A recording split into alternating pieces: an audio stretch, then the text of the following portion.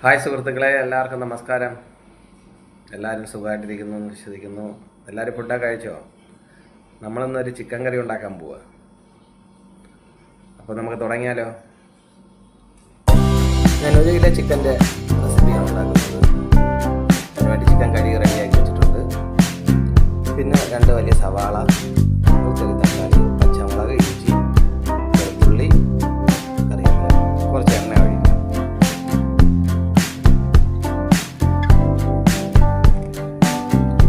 എന്നിട്ട് കുറച്ച് കറിവേപ്പില, ആദ്യം വെളുത്തുള്ളി, പിന്നെ ഇഞ്ചി,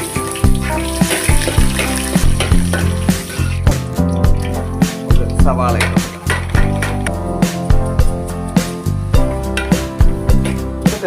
ഉള്ളി കുറച്ച് മൂത്തിട്ടുണ്ട്. അപ്പം നമ്മൾ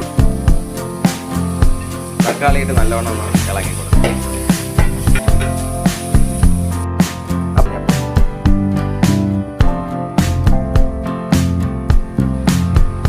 അത് കഴിഞ്ഞ് 1 സ്പൂൺ മല്ലിപ്പൊടി, ശകലം കൂടി ഇടാം.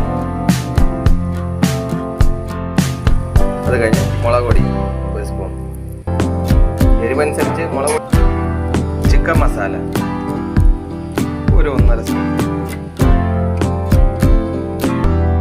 ഇപ്പം പൊടിയെല്ലാം നന്നായിട്ടൊന്ന് മിക്സ് ആയിട്ടുണ്ട്. അത് കഴിഞ്ഞ് കഴുകി വെച്ചാൽ ചിക്കൻ ഇടാം. എന്നിട്ട് നന്നായിട്ട് ഇതെല്ലാം ഒന്ന്